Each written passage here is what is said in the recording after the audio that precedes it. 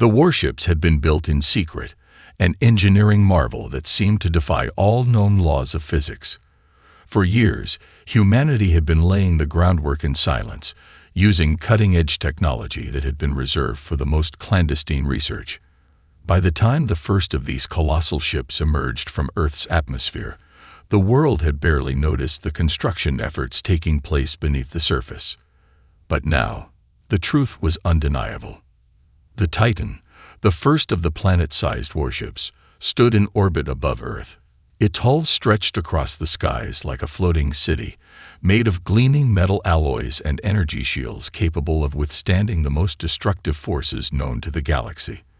The ship's size alone was enough to make even the most powerful alien species take notice. It was no longer just a weapon. It was a symbol of humanity's ability to bend the very fabric of space itself. At first, the universe dismissed the human endeavor as an overzealous display of power, likely constructed as a means of boosting national pride. After all, what did humanity have to fear? Their technology was still catching up to the ancient, well-established empires of the stars. But then, news began to leak out about the scale of the operation, and the truth was even more unsettling than anyone had imagined. The Titan wasn't a single ship. It was just the first of many. Several more warships, each nearly the size of a planet, were already in various stages of construction. This wasn't just an experiment. It was a new era in warfare, one where humanity would no longer be just a player in the galaxy, but a power to be reckoned with. The response from the interstellar community was swift and harsh. The first signs of concern came from the Xilari, an ancient species known for their cold, calculating minds and unparalleled intelligence. Their representative, Vanterthrex, was the first to speak out during a galactic summit. The Xilari had watched humanity's rise with mild amusement, but now, as they studied the Titan and its technological capabilities, they understood the true threat that was emerging. Such power cannot be left unchecked, Vanter had said, his voice cold and emotionless. If humanity's warships are allowed to exist in full force, the balance of power in the galaxy will be forever disrupted. The Galactic Council, a loose assembly of various alien species, quickly called for an emergency session. Representatives from the Vacan Empire, the Cyterians, and the Terek Collective gathered in their floating council chambers, hovering high above the capital of the Xilari homeworld. Each species was known for their own technological advancements, yet none of them had ever conceived of warships like these. Humanity's sudden leap in power left them scrambling to comprehend the implications. On Earth, world leaders gathered in the Great Hall of the United Earth Federation. All eyes were on President Elena Reyes, whose leadership had ushered in the era of planetary warships. She knew that the galaxy was watching, waiting for her to make a critical decision. The world's politicians and military strategists were split. Some argued for diplomacy, others for showcasing humanity's newfound strength. But one thing was certain: the age of humanity's humble place in the galaxy was over. President Reyes, a woman of steadfast resolve, addressed her people. Her words were broadcast across the stars. We stand on the precipice of a new era, an era where humanity will no longer be subjugated or underestimated. We have built these warships not out of desire for conquest, but out of necessity. We will protect our people and our colonies, our future. Her speech, though calming to humanity, was a spark that ignited panic across the galaxy. The creation of these warships, once thought impossible, had irrevocably altered the future of every species in the galaxy. Some would seek peace, others might try to negotiate. But for many, this was the beginning of an arms race, a race in which humanity was already miles ahead. As Earth's warships continued to grow, so did the fear. Would humanity use their power for peace, or would they use it to dominate the stars? Only time would tell. But the universe knew one thing: it would never be the same again. As news of humanity's planet-sized warships spread across the galaxy, an uneasy silence descended upon the vast interstellar community. In corridors of power and council chambers across alien civilizations, a growing sense of dread began to settle. The Titan was not just a technological achievement. It was a symbol of something far more terrifying: the sudden, unprecedented emergence of humanity as a galactic superpower. The sheer scale of the warships defied all calculations. No one had anticipated such a leap in technology, not even the oldest and most powerful species. The first to react were the Exilari, who had been tracking humanity's rapid technological progress for decades. Despite their intelligence and technological prowess, the Exilari had never considered that humanity might break through the barriers of space warfare with such devastating results. They had been watching the slow, deliberate rise of the human race with detachment, but now that detachment had turned to concern. Vanterthrex, the Exilari representative, stood before the Galactic Council, his voice measured and emotionless. Humanity's warships defy all logic. Their construction is unlike anything we have ever seen. They are not simply weapons. They are worlds in themselves, and their creation is a message that tells us that humanity is no longer playing by the rules of the galaxy. They will do whatever it takes to secure their place. The council chamber fell into hushed murmurs. Representatives from the Vacan Empire, the Cyterians, and the Terran Collective all exchanged wary glances. For centuries, the galaxy had been defined by a balance of power, an unspoken agreement among the most influential species that no one would push too far beyond the limits of what was known. But humanity's sudden leap into the unknown shattered that balance. No one knew what to expect next. As Vanter's words lingered in the chamber, the Cyterian delegate, a tall, cloaked being named Azalar, spoke up. "It's not just the warships. It's the sheer ambition of humanity that should frighten us. They have created something that can't be easily destroyed, something that challenges everything we've built." The Terran representative, a brawny, horned alien named Korgeth, slammed a fist against the table. "We must act before it's too late. These warships will unmake everything we've worked for. If humanity isn't contained now, we'll be looking at a galaxy ruled by them." The council erupted into heated debate. Some proposed diplomatic avenues, hoping that humanity could be reasoned with. Others argued that the only course of action was to prepare for war. An emergency military coalition was swiftly formed. But for all their deliberation, none of them could deny one hard truth. Humanity had caught them off guard. On Earth, the human leaders faced a vastly different situation. President Elena Reyes and her council had expected some form of resistance, but the sheer scale of the fear they had stirred was unexpected. The response from other species was both immediate and intense. They had built the warships as a safeguard, a means of protection for their rapidly expanding colonies. But now, they were being thrust into a role they hadn't anticipated, being seen as a potential threat by every major galactic power. Rice stood before her advisors in the United Earth Federation's war room, her eyes scanning the gathered leaders. "We knew this day would come," she said, her voice steady despite the weight of the situation. "We've proven ourselves capable, but we must show that our intentions are not to dominate. We built the warships to protect our people, not to destroy others." But there were those in the room who had a different vision. General Marcus Holt, a high-ranking military officer, stood up, his expression hard. "With all due respect, Madam President, I think you're underestimating the reality. If we don't show the galaxy our strength, they'll never believe we're serious. We can't keep playing by their rules anymore. We must take a stand. We have the power to reshape the galaxy in our image. Why wait for the inevitable war when we can control the outcome?" His words struck a chord with some of the more militant factions within the Federation, but Reyes knew that any move toward aggression would only deepen the conflict. She took a deep breath, forcing her emotions into check. "No, we will not start a war. We will send a message of peace. If the galaxy wants to challenge us, they'll have to do it on their terms, not ours." Her decision, however, was not without its consequences. As the diplomatic channels were opened, many alien species refused to even consider a peaceful approach.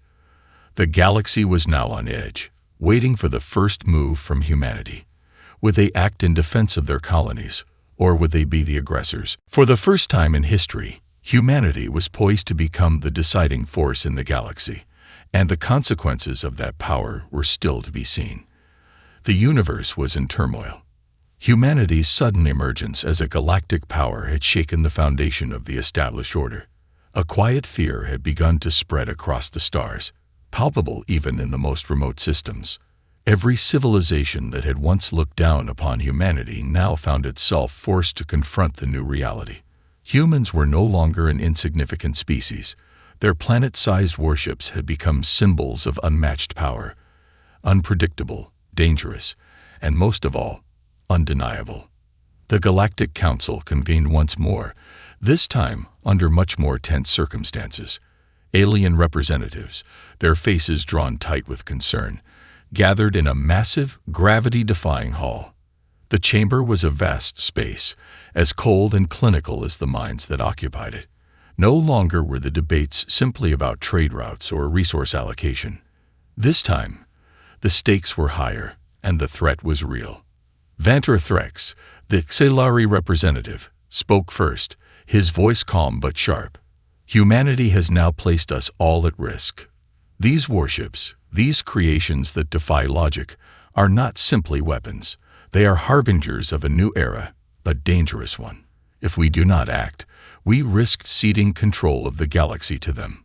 A low hum of agreement rippled through the council as the representatives from the Vacan Empire and the Tarek Collective nodded grimly. The Xelari had long been known for their calculated approach to power, and their warning was taken seriously. They were not a species to exaggerate threats, and their words carried weight. The Vacan representative, a lithe reptilian being named Wyshar, leaned forward. I agree with Vanter. Humanity's warships are beyond anything we've seen, but this is not just a question of strength. It is a question of purpose. Why would they build such vessels if not to control the galaxy? If they are truly acting in self-defense, then why keep building more? Why the secrecy? The construction of these ships cannot be explained away. Yishar's words struck like a dagger. The Council had long operated under the assumption that each species had their place in the galactic order. Sure, new species were discovered, and occasionally an emerging power would make waves. But none had done so in such a dramatic, world-altering way as humanity. Their motives were still unclear, and in the vacuum of certainty, fear had taken root. A rising voice came from the Tarek Collective's representative, Korgath, whose towering frame and bellowing voice only amplified his anger. This is no longer just a matter of diplomacy. Humanity must be contained. We cannot allow them to keep building these abominations. If they are truly as benevolent as they claim, they would halt the warship program immediately. But they refuse to do so. Their silence speaks louder than any words. At that, the council chamber fell silent, the weight of the situation sinking in. There was no consensus, no agreement on how to handle the human threat. But one thing was clear. The galaxy would no longer wait for humanity to define its intentions. The time for negotiation was coming to an end, and the decision would soon be made to either confront humanity's rising power head-on or risk being swept aside by it. Meanwhile, on Earth, President Elena Reyes prepared for the inevitable fallout. The Human Council had been under increasing pressure from other galactic governments, who demanded answers. In private meetings, Reyes and her advisors discussed the ramifications of the growing mistrust between humanity and the other species. I warned them, President Reyes said quietly, her face marked by the strain of the ongoing crisis. I warned the Council that we could not simply build these ships and expect the galaxy to embrace us. We've made a powerful statement, but the consequences are already becoming clear. We've created fear, and fear leads to hostility. General Marcus Holt, ever the pragmatist, stood beside her, arms crossed. Fear isn't the only thing we've created, Madam President. We've created respect. We've shown that we are not a species to be ignored. If we're going to survive in this galaxy, we need to learn how to wield that respect like a weapon. But we must be careful. The galaxy will not stand idle for long. The tension in the room was palpable as the news came in from multiple systems, the first signs of a coalition beginning to form. Alien factions, each with their own grievances and motivations, were already preparing to take action. Some would seek to neutralize humanity's warships, while others, more cautious, would try to find a diplomatic resolution. But in the silence of space, the question loomed large. Who would make the first move? Back in the council chamber of the Galactic Council, the conversation shifted from diplomacy to military strategy. The threat was now undeniable. The stakes were higher than ever before. The next steps would determine whether the galaxy would embrace the rise of humanity or face an all-out war to curtail it. Tensions in the galaxy reached a breaking point. As the Galactic Council debated whether to confront humanity or seek a peaceful resolution, a rogue faction within the Kaurith, a militaristic species known for their aggressive expansionist policies, made a catastrophic decision. In a desperate bid to demonstrate their defiance, they launched an unprovoked attack on one of humanity's outermost colonies, Vulture 5, a thriving settlement on the edge of known space. The Kaurith, believing themselves to be superior to humanity, had long harbored resentment over the rise of the human power. Their military forces, while formidable, were not prepared for the sheer scale and precision of the response they would soon face. The Kaurith had hoped to cripple humanity's confidence in its warships, but they had grossly underestimated the full capabilities of what they were challenging. President Alina Reyes sat in her command center, her face a mask of resolve as reports flooded in. The news of the attack had reached Earth within hours, and the warships were already preparing for their first full-scale test of combat. The Titan, the flagship, was the first to respond, its massive form looming in the darkness of space like a floating fortress. Its engines ignited with a deafening hum, propelling it toward the battlefield at unimaginable speeds. It was a statement, and humanity would not hesitate to show their might. General Marcus Holt stood at her side, a grim look on his face. "We've trained for this moment, Madam President, but we never thought it would happen so soon. The Kaurith have made a grave mistake." "I know," Reyes replied, her voice calm but full of determination. "We have to protect our colonies, but we must also show the galaxy that we won't tolerate aggression. This attack, no matter how small, can't go unanswered." The Titan arrived at the Vulture 5 system, accompanied by several smaller warships, each nearly the size of entire fleets, looming in the darkness. The Kaurith fleet, a coalition of warships built for speed and shock tactics, was already on the edge of the Vulture 5 atmosphere, having begun their bombardment of the colony's defense structures. The Kaurith had expected humanity to cower, to call for a diplomatic response, but they had failed to account for the speed at which humanity could retaliate. Without warning, the Titan fired its primary weapon, a massive beam of concentrated energy that tore through the Kaurith fleet like a knife through paper. The sheer force of the blast disintegrated two of their largest warships in a single strike, sending debris scattering in all directions.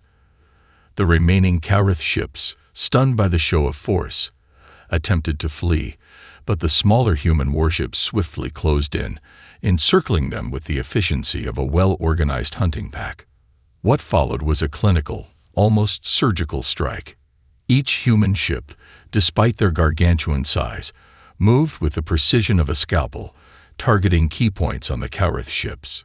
Energy shields flickered and collapsed under the onslaught, and the Kaurith vessels, despite their size and power, were helpless against the overwhelming firepower of the Titan and its allies.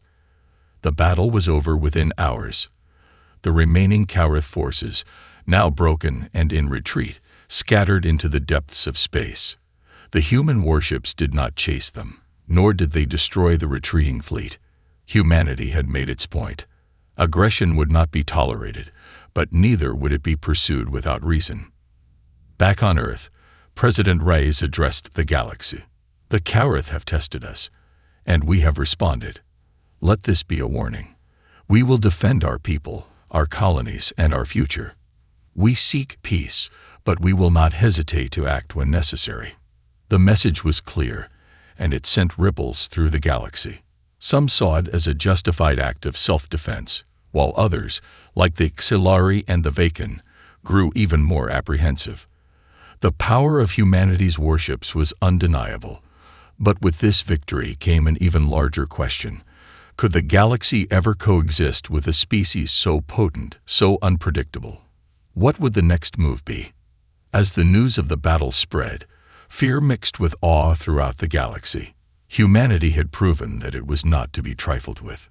The warships, once seen as a symbol of fear, were now the most powerful force in the galaxy. The question no longer was whether humanity would be a threat. It was how the galaxy would respond to the undeniable truth that humanity had taken its place among the stars. The aftermath of the Cowrith assault on Vultor 5 reverberated across the galaxy like the shockwave of an explosion. The human warships had proven their might, and while some celebrated the swift victory, many more were gripped by an escalating sense of fear. It was no longer just a matter of speculation. Humanity had demonstrated the true extent of its power. The consequences were inevitable.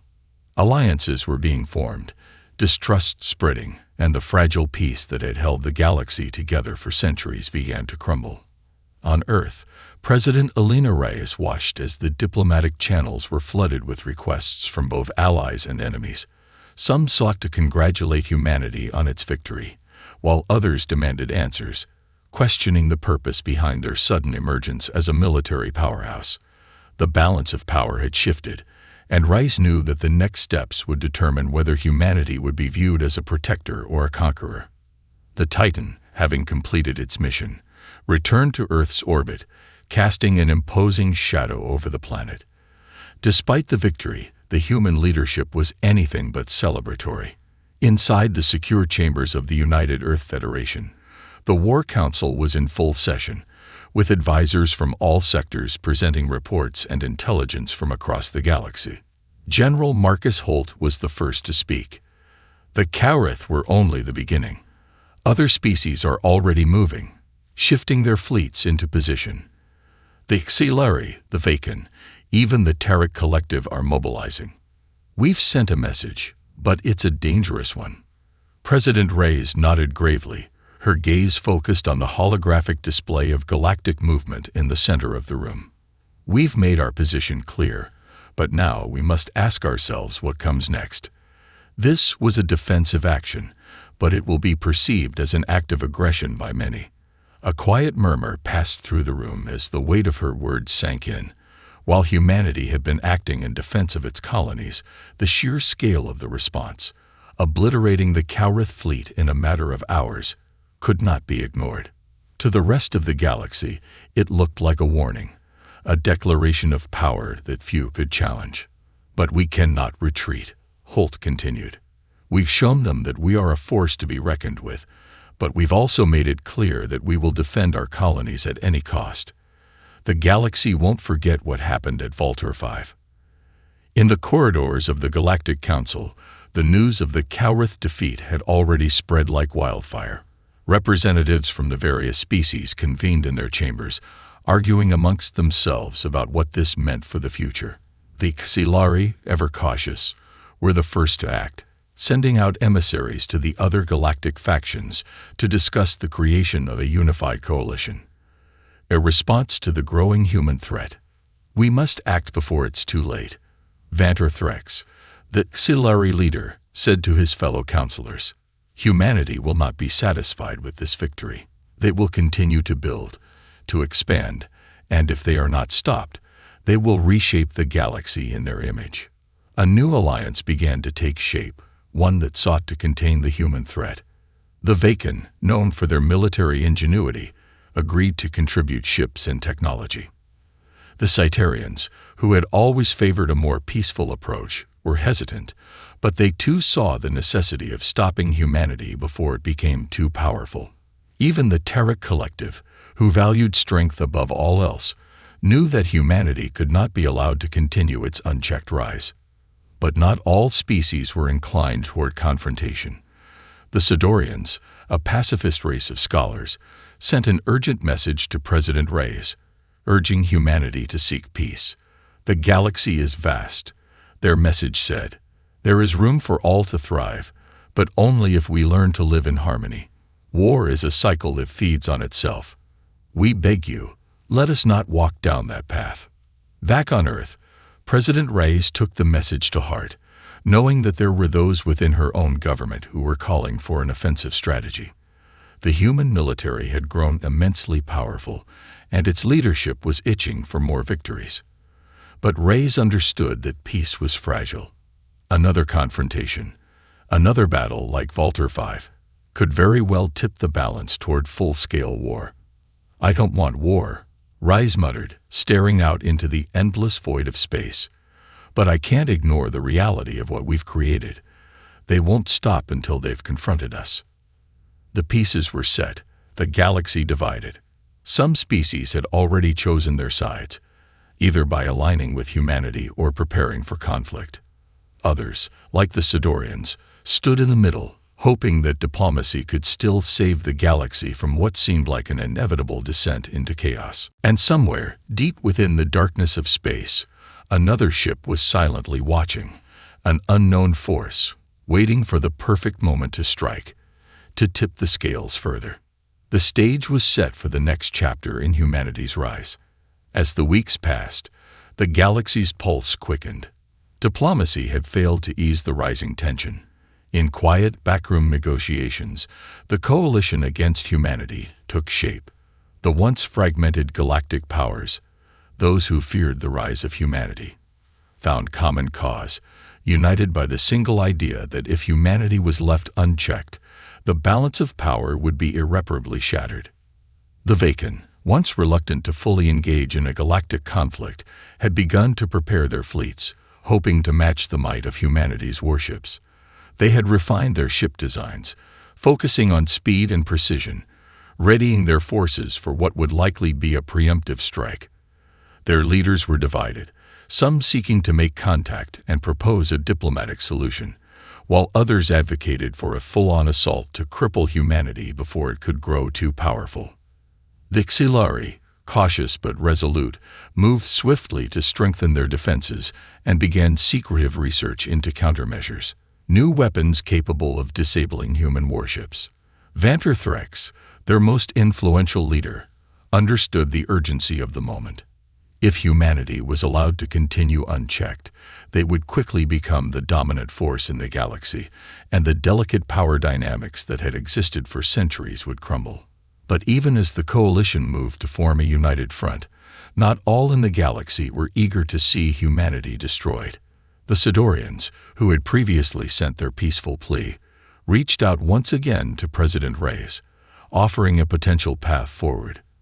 They suggested an interspecies summit where all sides could come together in a neutral space and discuss their differences without the looming threat of war. On Earth, President Elena Reyes was torn. She had never wanted conflict, and every fiber of her being urged her to seek peace. But the growing militarization of the galaxy, combined with the increasing number of hostile factions preparing for war, left her with little choice.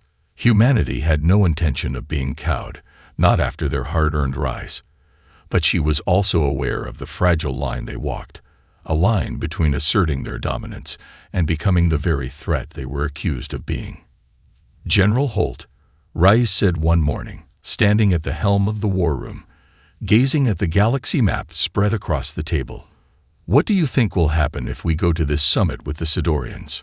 Holt's face was impassive, but his eyes held a depth of experience that could not be ignored. "The summit could be our last chance for peace, but I think you know as well as I do that the galaxy isn't going to sit back and wait for us to show them we mean no harm. This is the moment where we decide.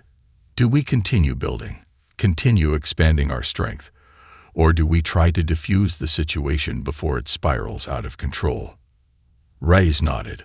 Holt's words carried weight, but there was also an undeniable truth that haunted her thoughts. Humanity had fought too hard, endured too much to back down now. She could not risk leaving humanity's future in the hands of those who had already shown themselves willing to attack, to plot, and to destroy. Despite the diplomatic overtures, the military buildup continued, and it was becoming increasingly clear that no one was ready to back down. Humanity's warships loomed over their colonies, constantly on standby, a constant reminder that Earth's power was no longer something that could be ignored. And then, a surprise transmission came through. It wasn't from an allied species, nor from the Sidorians, who had long advocated for peace. The message was simple, abrupt. It was from an unknown source, an encrypted channel that carried a chilling warning. "We are the Orithians. You have disrupted the natural order. Your existence is now a threat. You will fall, and we will ensure that you never rise again." The transmission ended as abruptly as it had begun. A cold shiver ran down Reyes's spine as she stared at the cryptic message. Who were the Orithians?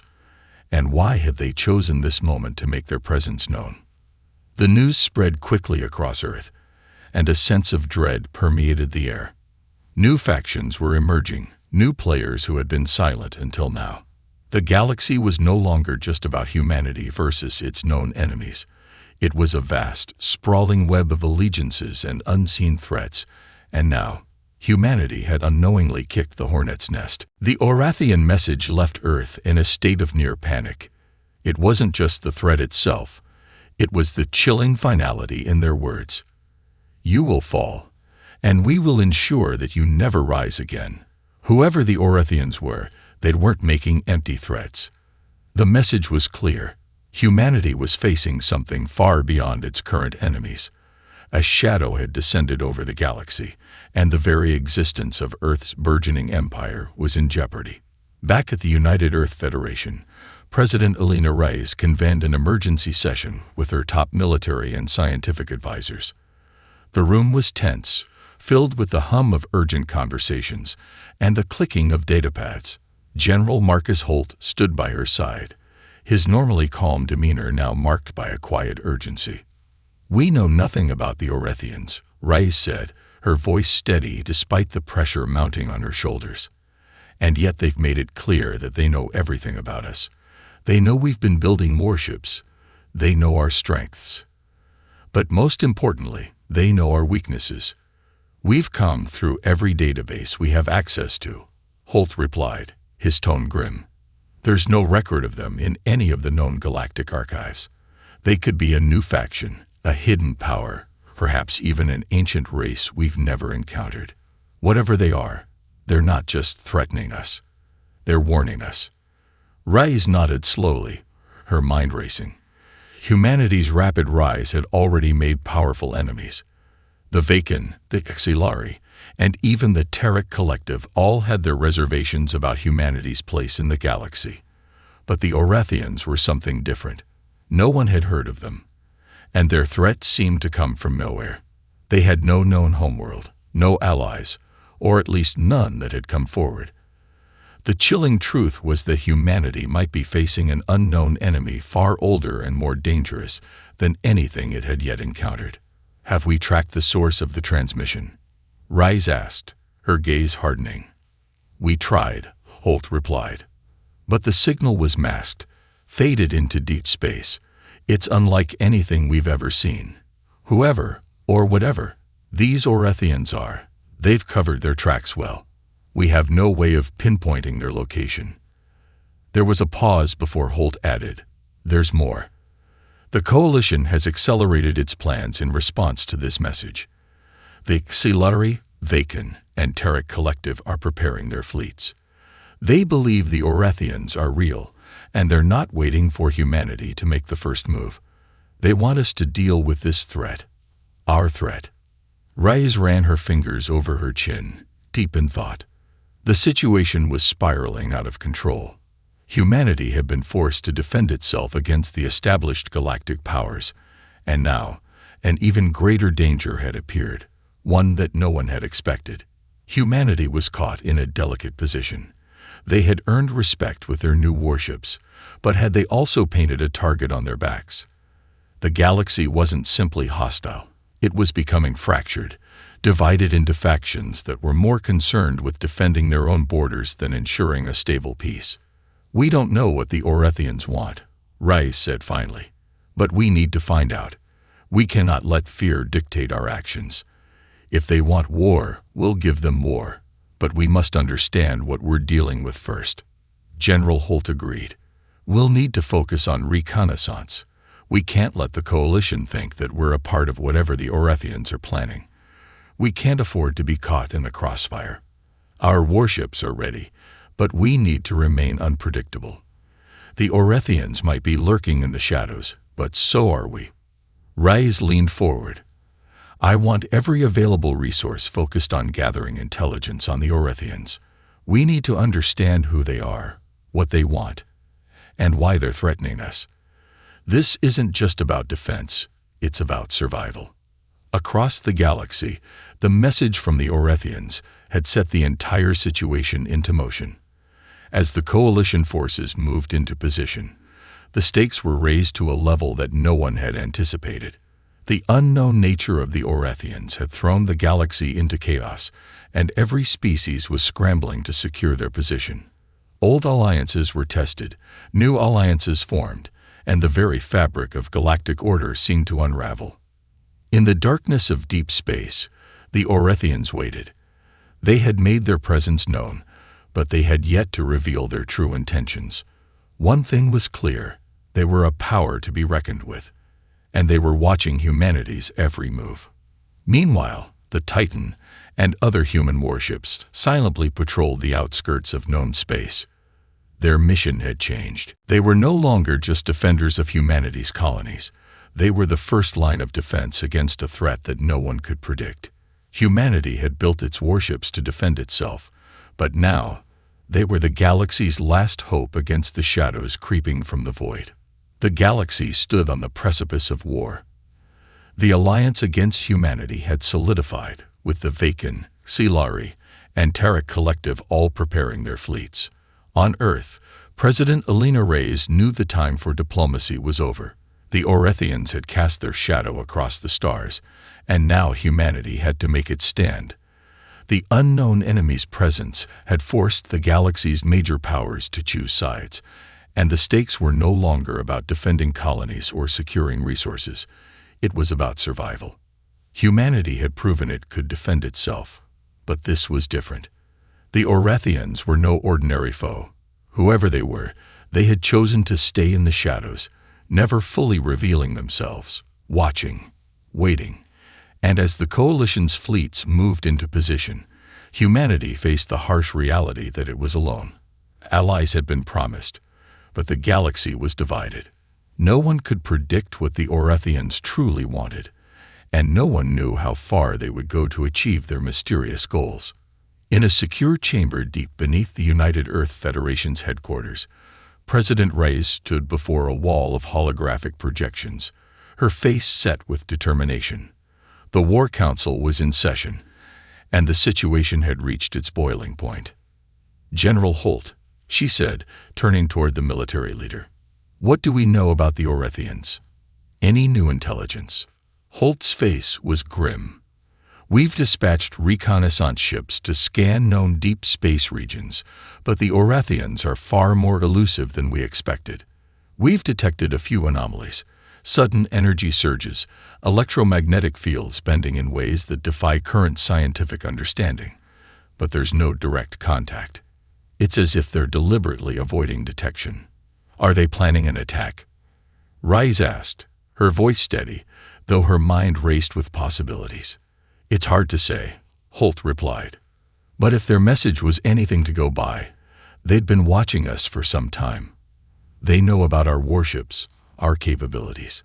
They wouldn't threaten us unless they were prepared to act, and likely sooner rather than later."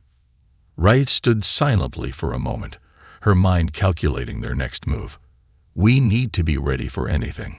The coalition is already forming, and the longer we wait, the harder it will be to stop them." "President," General Holt said, "if I may be blunt, I don't think we have the luxury of waiting for the Orethians to show themselves. Our best course of action might be to take the initiative, launch a preemptive strike." The idea lingered in the room, drawing uneasy glances from the council members. A preemptive strike was a last resort, a dangerous move that could escalate the conflict beyond repair. But Holt was right. Humanity's warships had the firepower, and they had been tested in combat. A strike against the Orethians' shadowy forces might give humanity the edge they needed. Before Reyes could respond, the doors to the chamber slid open, and an urgent transmission was received. The lights dimmed as the holographic display flickered to life, revealing a message from an unexpected source. The Sidorians. President Reyes. The Sidorian envoy spoke, his voice calm yet insistent. We cannot ignore the threat of the Orethians any longer.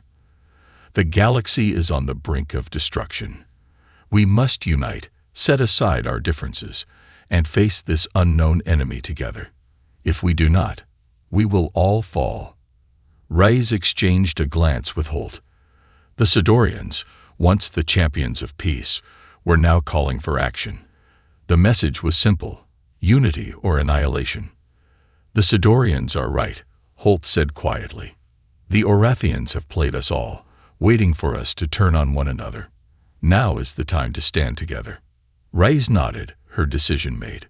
We will not wait for the Orethians to strike. Humanity will lead the charge. Our fleets will rendezvous with the Sidorians, the Silari, and the other factions willing to fight. We cannot afford to let fear control us. We will strike first, find the Orethians, and destroy them before they can destroy us. A tense silence filled the room as the weight of her words sank in. The moment of decision had come. Humanity, for all its strength, had never faced a threat like this.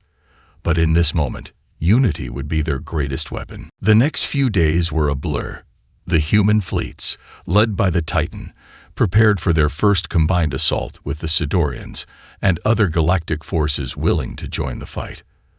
The warships, vast and imposing, gathered in the vastness of space, a symbol of defiance. The coalition, once fractured, now stood united against the unknown threat. As the fleets moved into position, the first signs of the Orethians' presence began to emerge. Strange energy pulses rippled through the void, and dark, shifting shapes appeared in the corners of sensors. It was as if the Orethians were no longer hiding, but preparing for the confrontation that was inevitable. And so, humanity's greatest test began. The fate of the galaxy was about to be decided. Would the alliances hold? Would the Orethians reveal their true nature? Or would humanity's warships become the last line of defense in a war they never saw coming? One thing was certain. This was the final reckoning. There would be no turning back.